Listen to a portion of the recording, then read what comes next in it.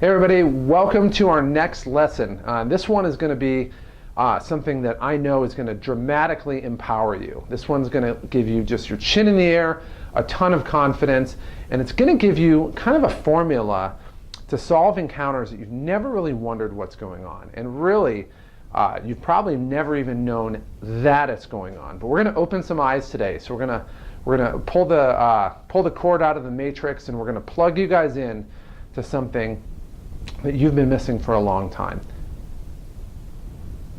All right, today we're going to be talking about a term in the pickup community that we call ejecting. And basically what it means, today we're going to talk about a term in the pickup community that we call ejecting. Now what ejecting is it's basically establishing a sense of scarcity in the situation while at the same time elevating your DHV, which is a display of higher value. And done right, this is something that can dramatically increase not only your perceived value, but it can also drive compliance, meaning it'll get people to do exactly what you want when you want. But word of warning right now before we get started, this is an advanced technique. So this requires you to have a pretty well set inner game. So if you're starting off as an AFC, which in the community, it's an average frustrated chump. It's basically me before I learned this. And for most people, when they haven't learned this yet, they're AFCs. So but those people have already started integrating this and they've started to see kind of some traction in what they do, you are out of the realm of the AFC, okay? You're in that mode, and you're kind of on the mode to being a Jedi Knight. So today we're going to talk about ejecting. Now, in the community, when we would talk to a girl, what's going on that most people don't realize is in that social dynamic sphere, there's a clock going on, okay? And it doesn't matter if you are rich, famous, handsome, ugly, fat, in shape, tall, or short. It really doesn't matter.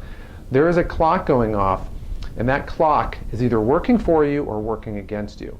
The longer you're in what we call a set, the longer you're in that set, the more likely, it's almost like working with nitroglycerin. It becomes very sensitive. It can either work really well with you if you execute things right, or it will blow up in your face, and you're going to be like me for that one weekend where I was just sitting there and not wanting to talk to anybody.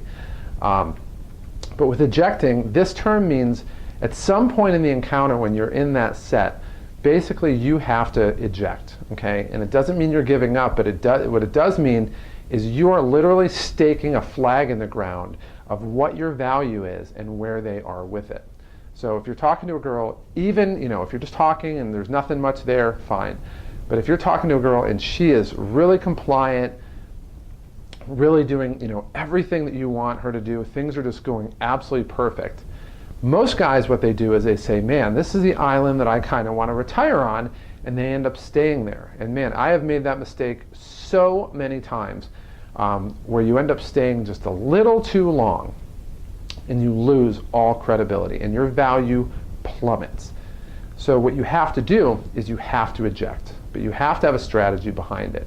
So when you do that, you're talking to a girl, when you eject, when you literally just say, hey, I have to go, you're actually inserting what we call a time constraint. And it's usually something that you set really early on so that you have some congruence through the whole encounter. But when you do that, you're talking to a girl and she's interested and you're interested, and she's still trying to feel you out the whole time. But when you say, look, I gotta go talk to my friends, and you're not only saying it, but the body language and everything that you're doing with it is working cohesively to establish that line of communication. It's really powerful. What it says to the girl is she is not the focus of your night. She has not impressed you so much that you're willing to literally scrap all the plans that you had for the rest of the night, but you're getting back to your friends because your friends are more important. Your friends are of value to you, and you truly are one of the leaders of men in that way. And when you do that, it's really powerful because women want a man who wants them, but a woman does not want a man who needs them. And there is a massive, massive difference. And when you execute that ejection, when you can eject and use that and pair it with that false time constraint, or I'm sorry, not the false time constraint. Sorry, I've been indoctrinated in sales too much. So when you can eject from that situation and you can pair it with a time constraint, it becomes really, really powerful, because everything that you're doing builds off each other, and it becomes this really powerful cycle. Well, in sales, it's no different. In sales, it's the same thing. If you're talking to somebody, first of all, more times than not, they're not really listening to you. They're playing a game, and there's a subconscious battle going on that we talk about in the Attraction Switches series. But there is a constant battle going on the subconscious plane. But when you're with somebody and you're talking to them, they're always sitting here in the back of their mind thinking, okay, when is this guy going to sell me? When is the sales pitch coming? Because they're ready to go. And they literally have their hand on the ejection handle. They're thinking, okay, I'm going to be the one to eject first. And it really comes from a point where they truly think that they're better than you. It's just a fact of the matter. All prospects always think that they have a higher social value than the salespeople. And so they're ready to pull the ejection handle. But when you can execute an ejection, when you can eject and pairing it with that time constraint throughout the encounter, what it really says is, one, you're safe. You're somebody that they can talk to, they can open up to, they're not going to be sold, and that there is a genuine, you're not the most important thing on their pecking order. And as such, you're not going to be their target. You're not going to be the person that they're going to basically try to hammer the whole time. And that's the thing, guys. If you're sitting here, if you're somebody and you're talking to somebody and they're the most important thing in the world, then you're basically going to drop everything to be with them. But all of a sudden, when they're not, when they're the third or fourth or eighth or 20th most important thing in the world, they know that you're going to focus your energies on the things that are most important. And if they're viewing you as a salesperson, and you're basically at a point where they're thinking, okay, I'm going to eject out of this, I'm ready to go at any time, but you pull the ejection handle, it's really powerful because it completely resets it. They realize that there's something about you that's actually of a higher social value than they are, and they basically start to comply with where you're at. And that's where you can really build on what your requirements are and what you want them to do and really drive compliance. So the main lesson to be learned from today is this. When you're talking to somebody, just like in the community, you need to be able to eject first. When you can eject first, it really sets the tone. And I'll give you one example before we close up. And I'll give you one example before we close up that really illustrates this.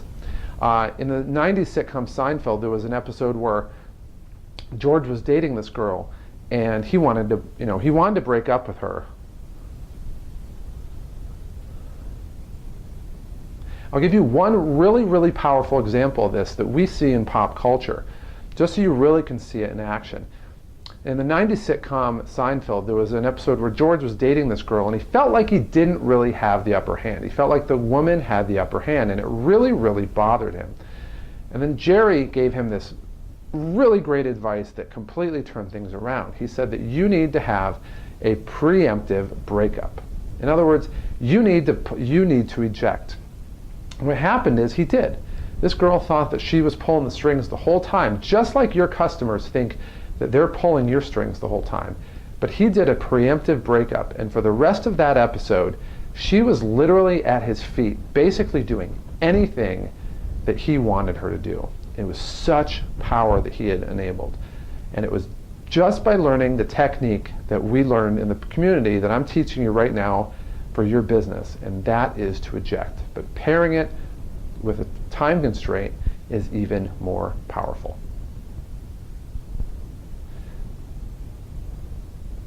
So next time you're with one of your customers, I want you guys to really pay attention to this and try it out. There's going to be a lot of hits and misses, and you learn by making mistakes, but as you do this, it's going to be really powerful, because the next time when after you reject, when you reopen that person, all their walls are going to be down, and you're not going to really be facing the same level of scrutiny, skepticism, or objections that you would otherwise.